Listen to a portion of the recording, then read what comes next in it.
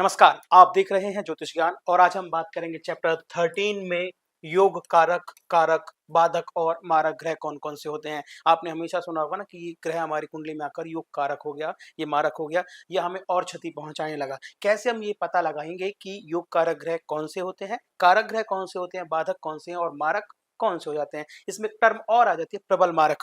वो प्रबल मारक क्या होते हैं? उससे पहले मैं आपको बता दूँ कल जो मैंने चैप्टर पढ़ाया था चैप्टर 12 उसमें मैंने बात की थी मित्र और शत्रु राशि ग्रहों की। एक क्विक रिकैप मैं आपको देता हूँ जिससे कि पिछली बातें आपको याद होती चली जाएँ। मैंने उसमें बताया था कि आप एक तरफ गुड प्लैनेट लिख दें, एक तरफ बैड प्लैनेट लिख दें।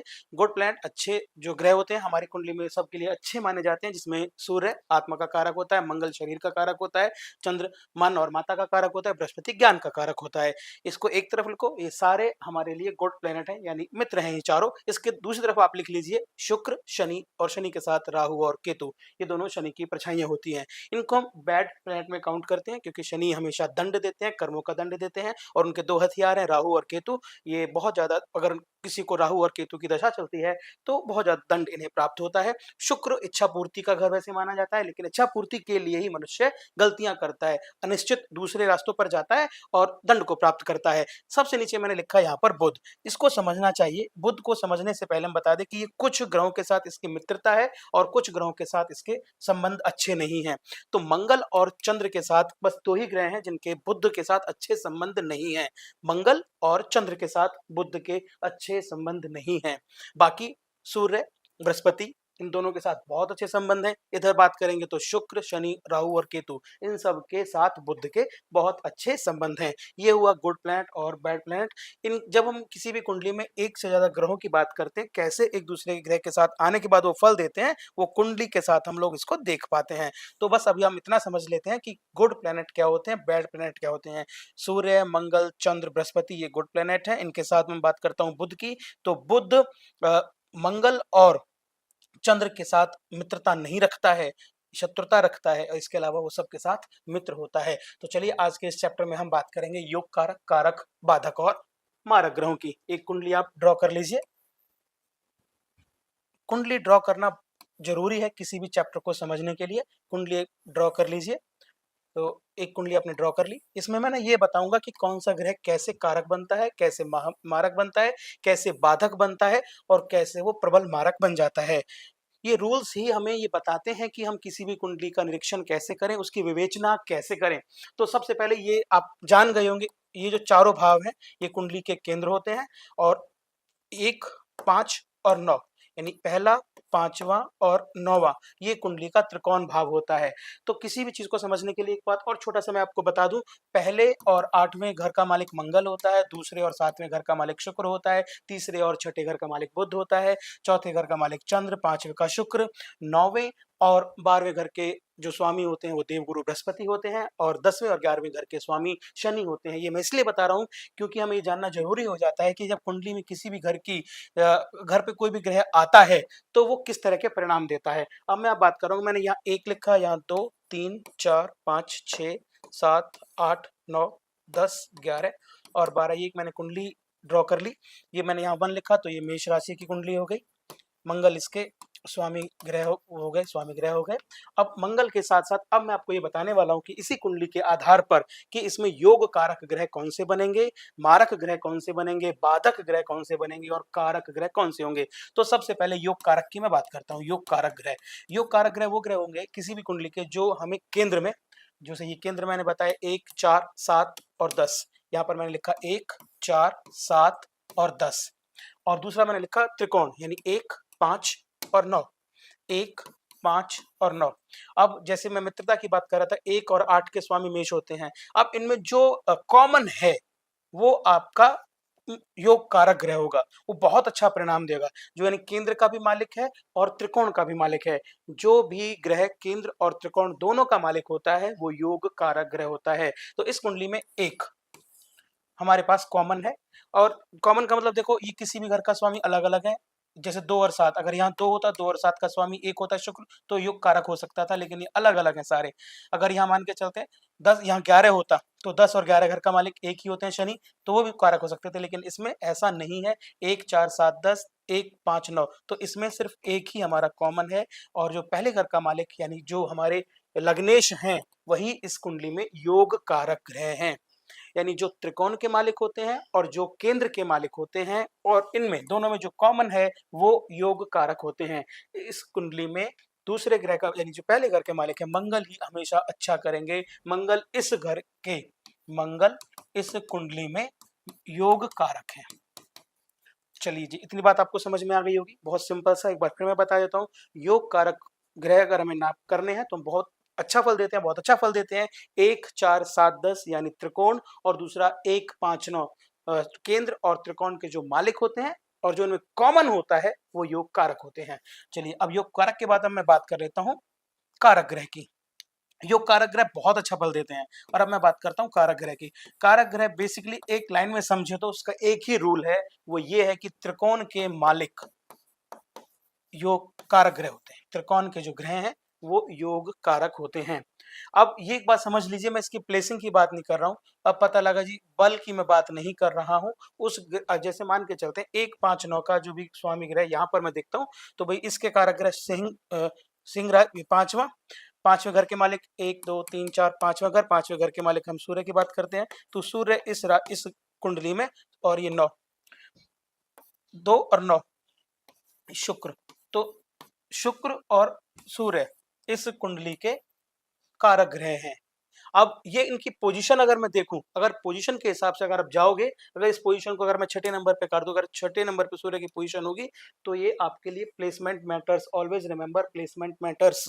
और अगर यही शुक्र अगर मान के चलते हैं हम लोग, यहाँ हानि के भाव में हो जाएगी या क्षति के भाव में हो जाएगी, तो प्लेसमेंट मैटर्स की प्लेसमेंट से ही सारे ग्रह कार्य करते हैं। उनकी जो बल की जो प्राप्ति होती है प्लेसमेंट के आधार पर होती है, और दिशा बल की प्राप्त होती है। इसी के हिसाब से वो कारक भी कई बार बाधक हो जाते हैं, मारक हो जाते हैं, क्योंकि प्लेसमेंट के हिसाब से वो कार्य करते हैं। लेकिन इस कुंडली में अगर मैं चेक करता हूं, बताता हूं, ये मेष लगन की कुंडली है और सीक्वेंस ऐसे रखते हैं, ऐसे ही चलते हैं, तो इस कुंडली में 1 5 और 9 यानी मंगल, सूर्य और तुला, शुक्र, ये हो गए इसके कारक ग्रह।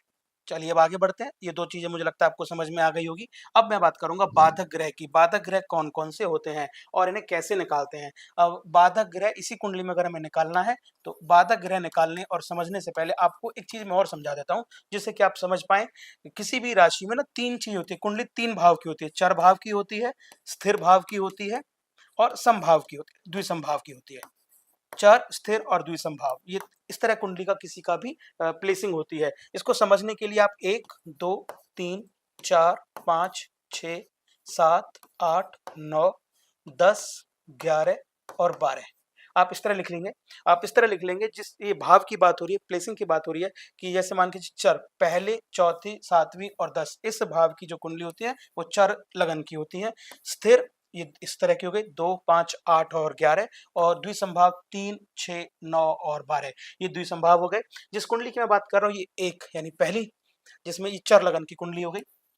चर लगन की कुंडली में, ये नोट कर लीजिए ये बात, क्योंकि ये रूल है। चर लगन की कुंडली में 11वें भाव पर जो भी प्लेनेट या 11वें भाव का जो भी स्वामी है वो हमेशा बाधक रहता है। चर लगन की कुंडली में 11वें भाव में जो भी प्लेनेट आएगा वो आपका प्रॉब्लमेटिक होगा, वो वहां पर बाधक होगा हमेशा। स्थिर लगन की कुंडली में 9वें भाव पर जो भी प्लेनेट आएगा वो उस कुंडली का प्रॉब्लमेटिक होगा यानी बाधक होगा।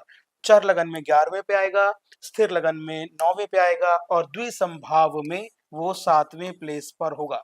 अगर कोई भी कुंडली है आपके सामने, जैसे ये मेष राशि की पहले भाव की कुंडली है, तो पहला भाव मैं कहता हूँ चर लगन की कुंडली है, और चर लगन में 11वां जो भी भाव है उसके जो मालिक हैं वो आपके बाधक होंगे। तो इस कुंडली में 11वां भाव यहाँ ये रहे, और 11वें भाव के मालिक आपको बिल्कुल पता है, मुझे आप जानते हो कि 11वें भाव के मालिक हो गए शनि। तो शनि इस कुंडली में हमेशा प्रॉब्लम्स क्रिएट करेंगे। शनि इस कुंडली में हमेशा प्रॉब्लम क्रिएट करेंगे। तो ये रहा। और वैसे भी एक चीज और मैं बता दूं, जब आप शत्रुता और मित्रता वाला चार्ट मैंने जो पिछले चैप्टर में बताया था ना, मंगल और शनि, दोनों अति शत्रु हैं, एंटी पार्टी हैं, दोनों की पार्टी सेम नहीं है, वो दूसरे के अगेंस्ट होते हैं। तो शनि इस कुंडली में प्रॉब्लमेटिक हैं। तो एक बार ये चर, स्थिर और द्विसंभाव आप समझ में आ गई। 1 2 3 4 5 6 7 8 9 10 11 12 इस तरह आप लिखेंगे। तो चर लगन की जो कुंडलियां हैं, अगर यहाँ पर 4 लिखा होता और कर्क राशि की कुंडली होती तो भी 11वां भाव, जो भी यहाँ से 11वां काउंट आते, 4 5 6 7 8 9 10 11 12 1 2, तो यह 2 का मतलब हो गया 2 और 7 शुक्र। तो शुक्र इस कुंडली में अगर यहाँ पर कर्क होता, चौथे लगन की कुंडली होती, तो यहाँ पर शुक्र आपके बाधक ग्रह होते। ये एक रूल है, इस रूल को आप पेन कॉपी से आप लिख लें और अपने हिसाब से दिमाग में बैठा लें। तो ये भी मुझे लगता है आपको समझ में आ गया होगा। अब तक हमने बात की योग कारक ग्रह की, कारक ग्रह की और बाधक ग्रह की, और अब मैं बात करता हूँ मारक ग्रह की। अब भाई मारक ग्रह कौन से हैं जो आपको हमेशा क्षति देंगे, अब उसको हम लोग देख लेते हैं। मारक ग्रह वैसे तो हम लोग जो त्रिक के स्वामी होते हैं ना, 3 6 6 9 और 12 जो इनके स्वामी होते हैं, उनको हम कहते हैं कि भाई ये बाधक ग्रह हैं, ये मारक हमेशा मारे करेंगे। ये इसको हम लोग दूसरे और सातवें भाव से कर सकते हैं, दूसरे और सातवें भाव से। अभी दूसरे और सातवें भाव से हम लोग कैसे कर सकते हैं, इसके लिए भी थोड़ा सा रूल बता दूं मैं। अष्टम से अष्टम जब थ्योरी अप्लाई करते हैं और वहां से द्वादश भाव पर जाते हैं, तो दूसरा और सातवां घर निकल के आता है। एक होता है खर्च का भाव और एक होता है आयु के खर्च का भाव। हम जब कभी भी बात करते हैं ना कि भाई हमारे लिए मारक क्या है, या तो हमारे खर्चों को बहुत ज्यादा बढ़ाता चला जाए और या फिर हमारी आयु को कम करता चला जाए, यानी आयु को खर्चता हुआ चला जाए। तो ये दो भाव निकल कर आते हैं, दूसरा और सातवां। अब कैसे निकल कर आते हैं, हम लोग आयु कहां से देखते हैं, 8वें से। अष्टम से अष्टम थ्योरी करेंगे तो 1 2 3 4 5 6 7 8, यहां से तीसरे घर से द्वादश, यानी 1 2 3 4 5 6 7 8 9 10 11 12, यानी ये इसका पार्ट है। दूसरे घर पर हम लोग इसलिए आ पाए, अष्टम टू अष्टम थ्योरी अप्लाई करते हैं, उसका द्वादश भाव यानी आयु के खर्च होने का भाव और आपके खर्च का भाव, उसका द्वादश भाव। तो इस तरह दूसरा और सातवां घर यहां से निकल कर आता है। दूसरे घर का स्वामी कौन है, शुक्रदेव, और सातवें घर का स्वामी यहाँ पर कौन है इस लगन कुंडली में, 1 2 3 4 5 6 7, सातवें घर का भी शुक्रदेव।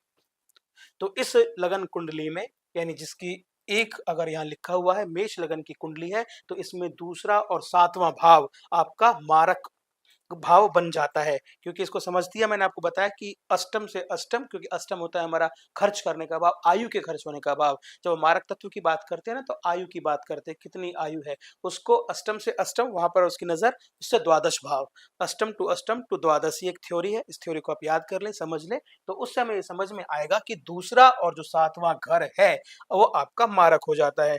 तो अब हमें ये समझ में आया इस कुंडली के हिसाब से योग कारक, कारक, बाधक और मारक ग्रह। तो मैं एक बार इसको ना यहाँ लिख देता हूँ आपके लिए, और इजी हो जाएगा समझना कि अब क्या हम निकालना चाहते हैं। उससे ये एक चीज और है, योग कारक में भी कोई आपका ग्रह है, कारक में भी है और मारक में भी है और बाधक में भी है, तो हम कैसे ये पता लगाएं कि भाई ये हमारे लिए क्या फल देगा। तो उसके लिए भी थ्योरी काम करती है, पहले बहुत अच्छा, फिर अच्छा, पहले बहुत अच्छा, फिर अच्छा, फिर बुरा और फिर बहुत बुरा। ये एक थ्योरी है इसकी कि सबसे पहले जो मान के चलते हैं, यहाँ मैंने लिखा योग कारक, फिर लिखता हूं मैं योग कारक, फिर लिखता मैंने कारक, फिर मैंने लिखा मारक और बाधक और मारक, ये मैंने चारों लिख दिए। अब यहाँ इसमें योग कारक में जब मैं बता रहा था 1 4 7 और 10 के स्वामी, इधर 1 5 और 9 इनके स्वामी जब मैंने कैलकुलेट किया था, तो आप एक हमारा कॉमन निकला था। तो इस कुंडली में ये आ गया एक हमारे पास, बाकी सब मैं हटा दे रहा हूँ। पहले घर का मालिक, पहले घर का मालिक कौन होता है, इसमें मंगल थे, क्योंकि मेष लगन की कुंडली है, मेष लगन की कुंडली है। मैं एक बार फिर लिख देता हूँ कि हम लोग मेष लगन की कुंडली पे बात कर रहे हैं। ठीक है, मेष लगन की कुंडली पे बात कर रहे हैं, इसलिए मैंने एक लिख दिया। और अब बात करता हूँ मैं इसके कारक ग्रहों की। कारक ग्रह कौन कौन से होते हैं, 1 5 और 9 थे। पहला यानी 1 मंगल, 5 मतलब सूर्य, और यहाँ बृहस्पति देवगुरु, बृहस्पति। अब आ जाता हूँ बाधक ग्रह। बाधक ग्रह इसमें थे शनि, जो, और इसके बाद अब बात कर लेते हैं मारक। मारक में आए थे हमारे शुक्र। ये इस तरह आए थे। अब सबसे अच्छा जो फल देंगे, योग कारक ग्रह सबसे अच्छा फल देंगे, ये बहुत अच्छे होते हैं। इसका रूल है बहुत अच्छे, अच्छे, बुरे और बहुत बुरे। अब क्या करना है, इसको अगर मान के चलते हैं मंगल यहाँ भी है और यहाँ भी है, जो कॉमन फैक्टर है उस कॉमन फैक्टर को जो इस सीरीज में लगाने के बाद जो जैसे योग कारक में भी है, कारक में भी है, तो वहां इसका कारक तत्व को हटा देंगे और योग कारक को रख लेंगे। यानी मंगल इस कुंडली का योग कारक ग्रह है, तो इस यहाँ से इस मंगल को क्रॉस कर देंगे। अब हो सकता है कि कई बार कुंडलियों में यहाँ भी शनि हो, यहाँ भी शनि हो या कहीं और भी शनि हो। जैसे तो इस कुंडली में इतना है नहीं जो मैं समझा पाऊँ, मैं लिख के दे देता हूँ वैसे ही मैं। अगर मान के चलते हैं बाधक ग्रह में यहाँ बृहस्पति देव भी होते, मे बी 1% पॉसिबिलिटी मान के चलते हैं प्लेसिंग के हिसाब से, अगर हो सकता है अगर यहाँ होते तो कारक में भी अगर कोई ग्रह है और बाधक में भी कोई ग्रह है, तो उसको हम लोग कारक में काउंट करेंगे, उसको हम लोग कारक में काउंट करेंगे। तो यहाँ पर हमें जो बृहस्पति है वो हम कारक में काउंट करेंगे, इसकी बाधक क्षमता को हम लोग क्रॉस कर देंगे। यानी यहाँ से मंगल हमारा क्रॉस हो गया, वो चला गया योग कारक में। अगर यहाँ बृहस्पति है तो ये चले आ गए हमारे यहाँ पर कारक में। तो इस कुंडली के कारक ग्रह हो गए सूर्य और बृहस्पति। सूर्य से हमें यहाँ ऊर्जा ऊष्मा बहुत प्राप्त होगी और ज्ञान बहुत प्राप्त होगा। इस मेष लगन की कुंडली में ज्ञान बहुत प्राप्त होगा। अब ये हमें देखना है कि भाई उसकी पोजीशनिंग क्या है और बल कितना है। और अब बात करेंगे बाधक की। बाधक तो इसमें शनि महाराज है और तो मुझे कोई दिख नहीं रहा, और कोई प्लेसिंग अगर आप चेक करोगे तो अब अलग मसला है। लेकिन अभी इस कुंडली में केवल और केवल शनि ही इस कुंडली के बाधक ग्रह हैं। जहां जाएंगे, जहां देखेंगे और जहां बैठेंगे, तीन दृष्टियां होती हैं अशुभता की। अगर वो शनि जहां देख रहे हैं, जहां बैठे हैं, और वहां पर हमेशा दुख देंगे। अगर छठे भाव में बैठे हैं तो 3 7 10 इनकी राशियां होती हैं। छठे भाव में बैठने के बाद तो ये 8वें भाव से आयु भाव को भी देखेंगे, आपको बहुत सारी परेशानियां देंगे, हॉस्पिटलाइज तक करा देंगे, इस तरह की चीजें परेशानी में आपको कर देंगे। और इसके जो मारक ग्रह हैं वो शुक्र हैं। शुक्र जैसे तुम कहते हैं कि लग्जरीज के स्वामी होते हैं, आपको जितनी भी लग्जरी मिलती है यहीं से मिलती है। इच्छा पूर्ति का घर हमेशा शुक्र ही माना जाता है, लेकिन यहाँ पर आपकी इच्छाएं पूर्ति नहीं होने देंगे। आप काम करते रहेंगे, आपको फल की प्राप्ति नहीं होगी। ऐसा इस कुंडली में हमें देखने को मिलता है। तो ये थी मारक ग्रहों की बात। मारक इस कुंडली में शुक्रदेव हैं। तो योग कारक, कारक, बाधक और मारक, मुझे लगता है मैंने ठीक से समझा दिया और आपको समझ में भी आ गया होगा। इसमें ना एक चीज़ बहुत अच्छी ये थी कि आपको ना थ्योरी और रूल्स के हिसाब से चलना होता है। आपको अगर रूल टिप्स पर हैं तो आप बहुत अच्छे से किसी भी कुंडली के कारक ग्रह, मारक ग्रह, बाधक ग्रह और किस तरह ये फल देंगे, वो आप अपनी कुंडली को जब विवेचित करोगे, देखोगे, समझोगे, तो आप समझ पाओगे कि भाई मुझे इस कुंडली में ये फल मिला। तो इसके जो जो मेन थिंग्स थी वो भी मैं एक बार बहुत जल्दी क्विक रिकैप में बता देता हूँ। योग कारक कौन-कौन से होते हैं? जो कुंडली में आपके केंद्र के और त्रिकोण के मालिक होते हैं, वही आपके लिए योग कारक बनते हैं। कारक ग्रहों की बात करता हूँ तो जो ये त्रिकोण के जो मालिक हैं 1, 5, 9, ये त्रिकोण के जो मालिक हैं वही कारक ग्रह होते हैं। बाधक की बात करते हैं तो ये हमेशा ना बात करते हैं इसमें कुंडली के हिसाब से चलते हैं। इसको समझने के लिए मैंने आपको बताया था, जो रूल बताया था वो बताया था। रूल एक बार आप फिर एक बार देख लो। चर, स्थिर और द्विसंभाव, यानी जो चर राशियाँ होती हैं 1, 4, 7, 10 होती हैं। स्थिर राशियाँ 2, 5, 8, 11 होती हैं और द्विसंभाव 3, 6, 9 और 12 होती हैं। और जो चर लगन में अगर कोई कुंडली 11वें भाव का, ये आपका, ये 9वें भाव का और ये आपका 7वें भाव का, ये इनके जो स्वामी होते हैं वो हमेशा बाधक बनते हैं। ये हो गई इनकी बात। अब बात करते हैं मारक भाव की। मारक भाव में दूसरा और 7वां भाव हमेशा मारक में आता है। जो इनके स्वामी होते हैं वो मारक होते हैं। ये क्योंकि अष्टम टू अष्टम से द्वादश भाव की हम बात करते हैं, जिसमें आयु के खर्च की और आपके खर्च की बात होती है, इसीलिए ये मारक बनते हैं। और अगर कोई भी प्लैनेट या 2 या 1 से ज़्यादा बार आ जाता है तो उसकी जो रूल है वो उसका ये है कि पहले बहुत अच्छा, फिर बुरा, फिर बहुत बुरा। तो ये आपका परिणाम देगा। जानना चाहते हैं, कुछ पूछना चाहते हैं, कुछ बताना चाहते हैं तो कमेंट बॉक्स में आगे चल के ना मैं एक और सीरीज़ चालू करने वाला हूँ, जिसमें ना आप मुझे अपनी डेट ऑफ बर्थ भी दे सकते हैं टाइम के साथ और कहाँ हुए थे नाम के साथ, जिससे कि मैं आपकी कुंडली को विवेचित कर सकूँ, पढ़ सकूँ और बता सकूँ कि आपकी कुंडली ये कहती है। तो आप अगर चाहते हैं कि मैं आपकी कुंडली को देखूँ, बताऊँ, तो आप मुझे कमेंट बॉक्स में आप अपना डेट ऑफ बर्थ, नाम और सारी डिटेल्स, लेकिन ये डिटेल्स एक्यूरेट होनी चाहिए, क्योंकि मैं इस दिन आपको कह ही रहा था कि ये ना ज्योतिष है, ये विज्ञान और तर्क पर आधारित है। यहाँ पर अनुमान के साथ-साथ प्रमाण भी दिए गए हैं। तो आप कुछ पूछना चाहते हैं, बताना चाहते हैं तो कमेंट बॉक्स में आपका हार्दिक स्वागत है। नमस्कार।